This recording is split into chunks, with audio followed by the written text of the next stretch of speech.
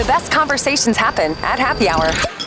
Welcome to Ours. Welcome aboard. This is the PT Pintcast. Here's your host, physical therapist, Jimmy McKay. And a crossover episode with Katie Sutton, physical therapist assistant of PTA Plus. I'm going to do the big fancy radio intro now and put the radio voice on. He's a professor, product developer, PT in a powerlifting gym. That's true? Absolutely. All right. A guy who once published a poem about melting a snowman. We have to talk about that. He blends evidence with curiosity, education with invention, and now he's got a Shark Tank win from the APTA's Accelerator Lab to prove that rehab innovation doesn't just belong to the tech bros. Today's guest, Ben Cooksey, here at the APTA Future of Rehab Therapy Center. Ben, welcome to the show. Thank you so much. It's a pleasure to be here. And you're from Cleveland. We were talking about that. Yeah, apparently there are other Clevelands. There might be other Cleveland, but there aren't really other Clevelands. There's but only I'm one also and from only. Ohio, so like I know your Cleveland the best. The great North Coast. Yeah, that's And right. my Cleveland story, you've got the Rock and Roll Hall of Fame. We do. In Cleveland, Ohio. And I worked in radio for a number of years. But back when I was in college radio, we broadcasted our tiny little college radio station live from the top of the Rock and Roll Hall of Fame for 2 days. Sweet. So I got to play radio amongst like Beatles guitars and Jimi Hendrix t-shirts and whatever. So Ohio's not as boring as what people think it is, right? listen, what's round on the end and high We in the have middle? Football Hall of Fame. Absolutely. Can We have the Goodyear Blimp. You can stay in the Goodyear Blimp, by the way. Did not know that. It's on Airbnb. I have gone to Akron several times. I found that you can be on Airbnb with the Goodyear Blimp, but it's always booked. It is. So on my several trips to Akron, tried to book the Airbnb, the Goodyear Blimp as the Airbnb, but could not. But Yeah. so wah. Anyways, so there's Ohio. All right, so we have to start with the snowman. I put it in the intro, which that's like my red herring. So you wrote a poem about melting a snowman. What is it? What's the context? It's my favorite two truths and a lie kind of prompt. That's smart. I was in middle school, wrote a poem. Teacher at the time submitted it to this international magazine of poetry for kids, or by kids, and heard that it was in, and we were all excited, and then it came to the house, and you open it, and there was somebody from South Korea their poem was about warfare somehow, and then someone else from Laos whose poem was about starvation, and then mine was about what happens if a snowman comes inside and melts, and I'm just like, First world problems, man. cool. Yeah. So, Obviously, it was good, though. so you learned context as a young lad. You're like, wow, there are problems and there are problems. Yeah, this not really problems. But you're a published poet, and you can technically true. and you can say that forever. Not many people can. So let's get into the APTA's ALI, Academy of Leadership and Innovation. Some people might have what was the previous name of ALI? It used to be called It's gone. the Catalyst. So it became the Academy of Leadership We and should have Innovation looked that one up 2 or before. 3 years ago. And they embrace this idea of what we heard our keynote speaker say here today, Shark Tank, this mentality. So what was the pitch? And what was the idea that you were pitching, and how'd it go? So the pitch in a nutshell is a device that can mechanize the task of putting on lower body compression.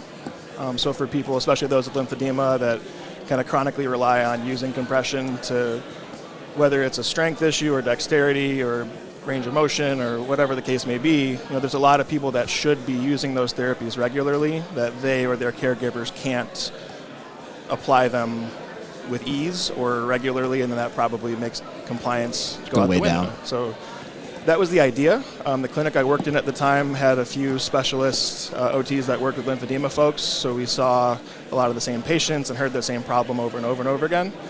And sock aids are cool, and they help some people with some part of that task, but there are a lot more people that need help with the rest of that task. So there are solutions out there, just there's a gap where not any one solution is good for most of the people that could use it. So then it was just a lot of noodling and brainstorming, and here we are. You became a physical therapist to help people, not to feel like just another number. At US Physical Therapy, we're 135 plus local brands, backed by one national support team. That means more opportunity and better resources, while working for locally owned clinics in your backyard. Find your next role with a company that puts PTs first. Start today at usph.com. What did it look like? How is yours different than a sake? Like, it's a podcast, so we got to tell some stories here, make sure people can see it in their mind. But how is your pitch different? How is your idea different? So our device, if you've ever been shoe shopping, this might be an archaic reference, where you have that little bench that's square on one side and then has a ramp on the other side. I know it well. Yeah, I know it. Many a first day of school, day before getting shoes. You got to jump and run and do it. Run in circles with your fast shoes. Yeah. So structurally, it's kind of like that. The ramp side has a little cart that has a mechanized spreading sort of mechanism. So with the push of a button, it's powered to go from the ground up towards you, and then you can roll your garment over top of it, and then there's mechanics that send it back down, and then you can spread it, slide your foot in, and then call it back up. So it needed to be powerful. It needed to be grippy on the garment.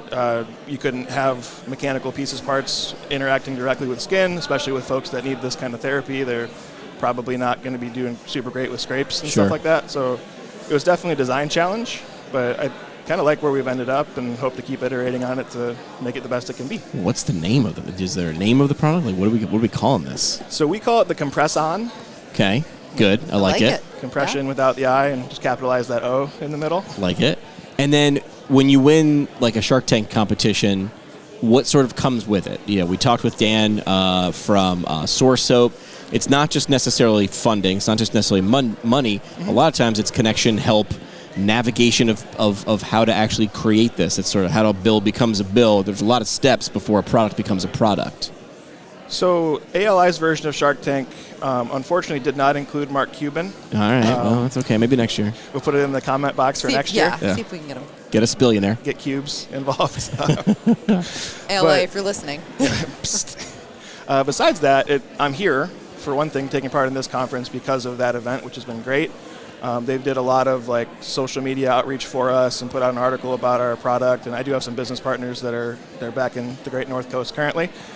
So they did a lot of that for us, and there's a interview similar to this in format that'll be coming out soon, and all of which just puts our product and our ideas and our dad jokes in front of more people in hopes that you interface with the right people and they have a skill that we need and can carry forward. So yeah. Where can someone go right now to check out Compress On? So we're not yet to market, and that's part of the whole process here. It's not easy. Simple, but not easy. Simple is just have a great idea and create it and give it to people. Absolutely. That's not really how it always. There's a couple steps between. So currently we are still working on iterating the prototype enough to be able to take it to a bigger market. So we're looking for friends with kind of that engineering slant, and then there'll be market testing and research and that kind of stuff before those final steps happen.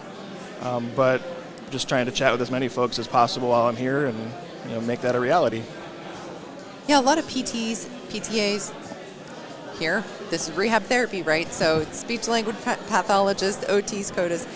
A lot of us have ideas but don't really know where to start. So what kind of advice would you give to somebody who's thinking, maybe I could build something too? So I think a lot of it depends on the nature of the device. So like our keynote speaker earlier today, if you want to do the Fight Club thing and start manufacturing soap in your basement, that requires different things, hopefully a hood and safety gear, where something mechanical requires kind of a different skill set. And so playing around with ideas, and I think all great innovation starts with a couple $100 trip to Home Depot. Yep. And you just sort of PVC duct tape together the beginnings of what you think, and then it's always easier to depict that idea to somebody if you can show them a physical thing. Show not tell, yeah. Yeah, so people can see your idea and then say, okay, this could be better if, and then roll from there. So it's just getting that ugly Iron Man suit prototype into existence, hopefully function, but at least function well enough to carry the idea. So it's not all just trying to sketch things and describe them, but it's you can put something really in front of somebody. So I think that's a really great place to start. That's relatively easy compared to what comes after that. Yep. So, what's been the best part of the process so far, and what's been the most difficult part of the process so far?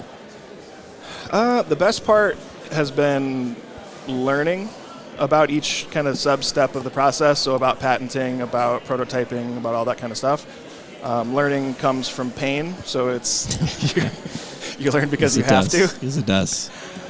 So we've had a great experience working with an outfit out of Cleveland called Magnet that does a lot of like occupational training for folks, but they also do entrepreneurial support. So they have a Fab Lab kind of facility, and they're partnered with some patent attorneys locally. So that made that part of the process much easier, just having those connections that way.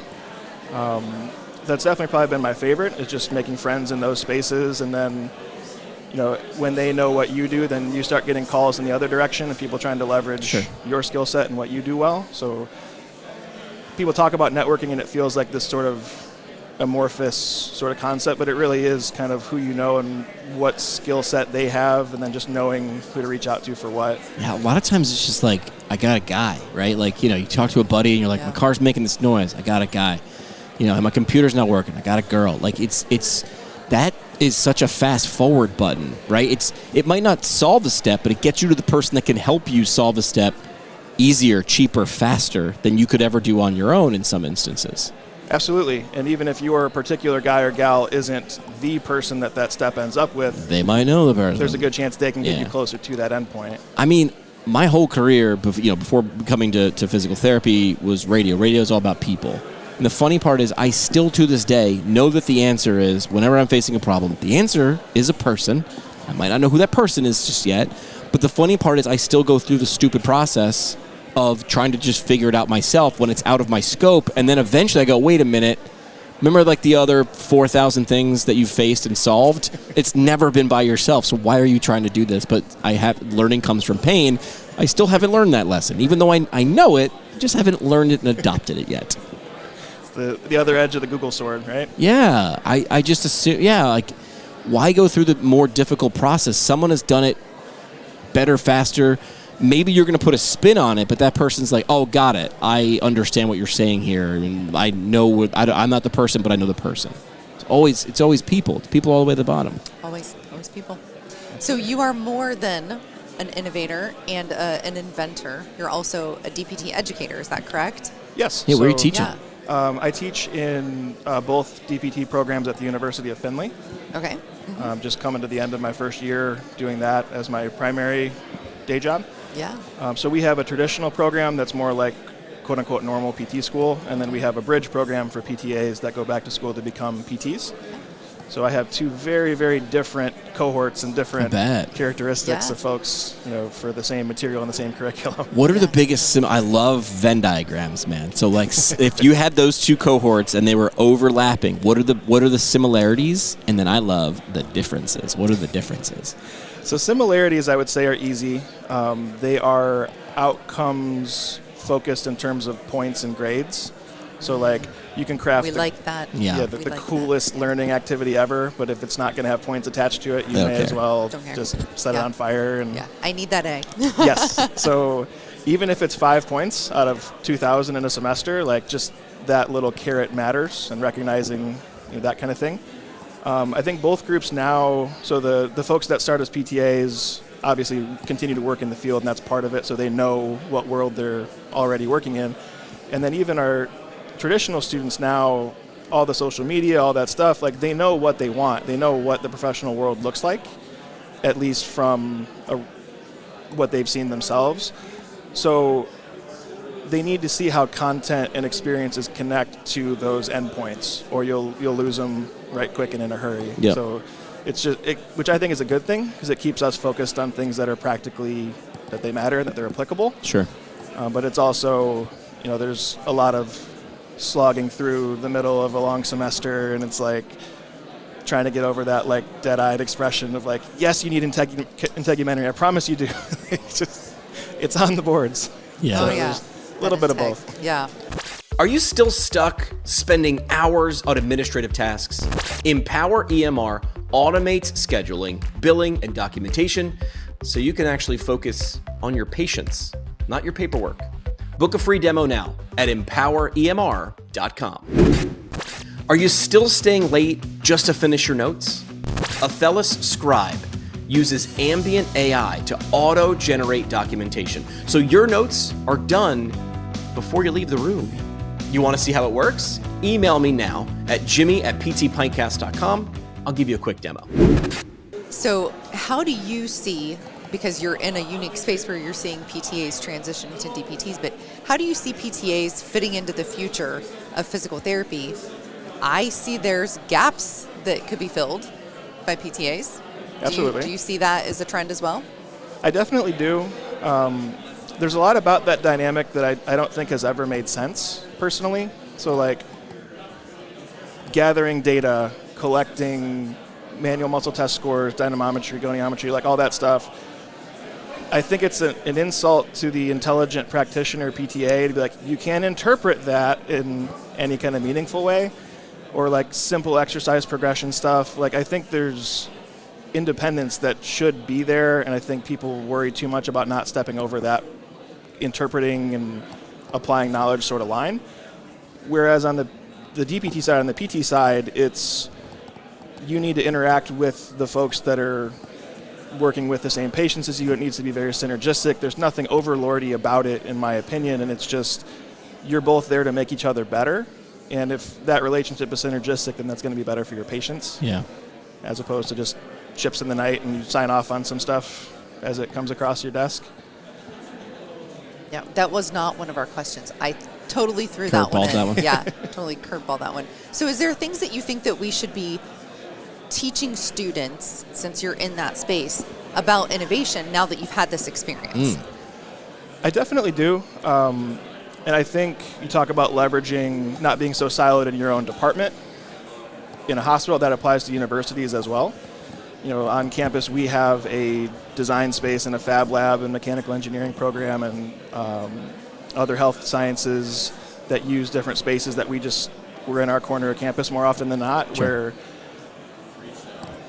a business class in PT school doesn't need to just be learning how to do a SWOT analysis and learning about Medicare reimbursement and then you're done. Like, that entrepreneurship, that innovation side, there are resources in communities or on campuses that we could use and reach across the aisle, so to speak, to the people in the MBA programs or what have you, and have interdisciplinary courses or even electives that blend those worlds together. So we think of interdisciplinary and it's like, I'm going to have a class with some OT students or some SLP students, and like, that's cool too, but like, we could expand that thought, because even here today at this conference, like, there's a lot of tech folks that are working on AI integration into our EMR systems and things like that. And like, if we're not involved in those conversations, then we have to deal with the ramifications of other people's choices. Yes. And then the learning curve of how we then use those tools is that much steeper if we weren't sort of if at exposed all, to it. Yeah. or the product just gets rejected.